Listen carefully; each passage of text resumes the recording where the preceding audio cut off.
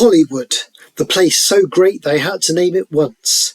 Famous for producing at least 5 movies, and these 5 movies spawned 5 video games, and I played them briefly. Here are my thoughts about 5 blockbuster hits on the Commodore 64. Rambo First Blood Part 2. You are Rambo. Your mission is to find the POW camp, rescue the POW, and escape to the helicopter. The music is wonderful, repetitive and catchy, with tune and key changes so as not to annoy you too much.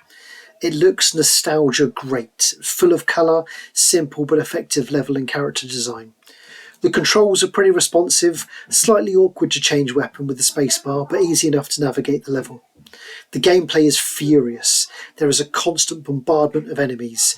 The instructions tell you not to engage unless you have to, and there is definitely some truth to this, but inevitably you must kill, and it is relentless. Does it have replayability? Yes, it is super tough. I managed to rescue the POW a few times, but I never made it to the rendezvous point. I will be trying this again. A great escape. The only escaping here is pressing the escape key to cancel the game. That doesn't actually work. I'm just being dramatic. You are a POW trying to escape a POW camp. That's as simple as it gets. There is no music.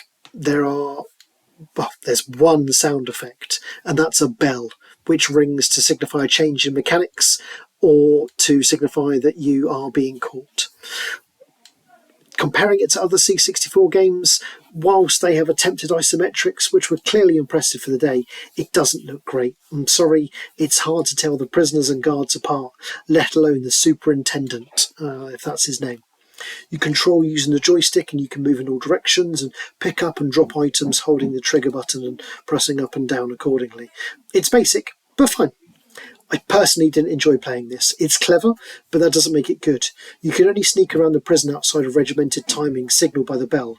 If you stop moving your joystick, your character goes into routine mode so as to not arouse suspicion, for example, going for meal times. You have to find items in the prison to unlock doors and other things, I imagine, but I only managed to find the key and open one door. If you find an item, morale goes up. Hooray! If you are caught but get sent to solitary, then morale goes down. Boo! I imagine it is game over when morale reaches 0, but after 25 minutes of slugging around and spending at least 5 minutes trying to end it, I gave up. Is it replayable? No. Top Gun! Stop playing with the boys, it's time to fly into the danger zone. You are Maverick, and you must leave the comfort of the aircraft carrier and engage in dogfights with non-Americans to show you are the Top Gun. There is a running theme in my reviews of the music. I love it. It's just awesome. Borderline obnoxiously good. Unfortunately, the music stops when the dogfights begin, and it's incredibly basic. But don't worry, you'll die very quickly and the banging tunes will start again. It doesn't look great, I'm afraid to say. I know it is a victim of its time, and that's fine, but there's only 2 scenes. The aircraft taking off from the aircraft carrier, which is very basic, pixelated wonderfulness, and then the dogfight with a crosshair, plane moving around the screen, and a radar at the bottom. It's just very limited. Not only is that limited, but the gameplay is very limited as well. You move up, down, left, right to get the enemy plane in front of you, fire your cannons or heat-seeking missile, and be careful not to be caught in their targets. You could play with a friend, but like my fellow review brother, I don't often have one nearby. Does it have replayability? No. Much like all the C64 games, it seems, it's really hard. I got owned the first time I played it, owned the first pilot the second time I played it, and then got owned all over again every time afterwards, and nothing changes. You play best of 3 for round 1. If you get past that, then same again for round 2. Probably the same for round 3, but I didn't get any further. Play it once, but only for the banging tunes.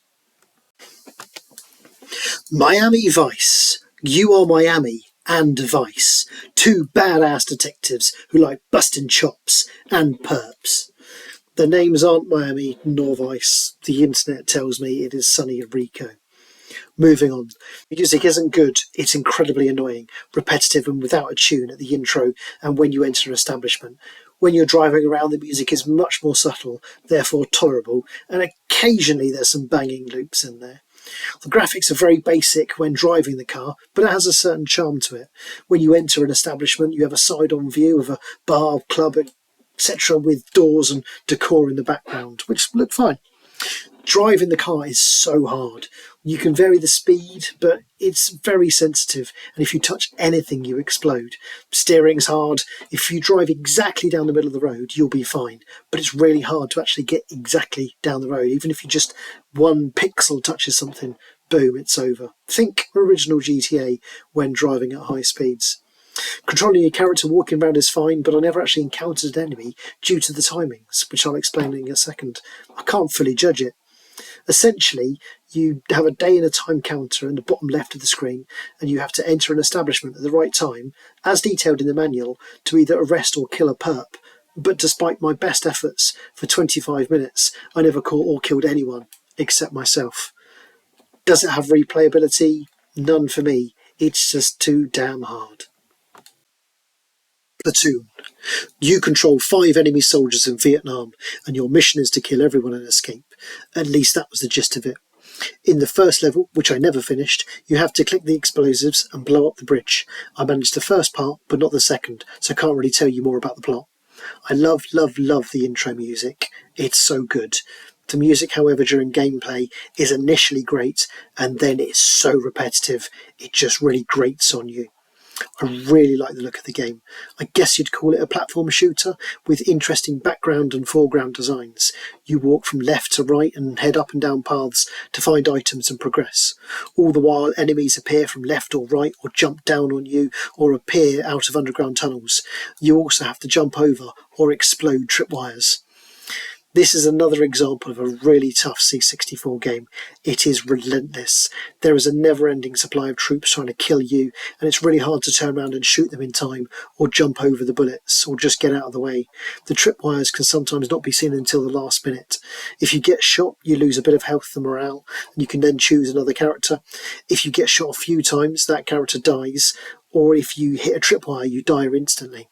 Once morale is hit 0 and all characters have died, should I say, then it is game over. I will try this again, as I do want to see more of the game, but I'll probably have a wingman with me so they can help me work out where to go, as it's so easy to get lost. Well, wasn't that a blast? I put a fence in front of those men, and they climbed it. The first casualty of war was clearly me. I felt the need for speed. I called hell, and his name was John. And Miami Vice had no tagline. What are your favourite Blockbuster hit movies or games? Thank you so much for watching and or listening. Please like and subscribe accordingly.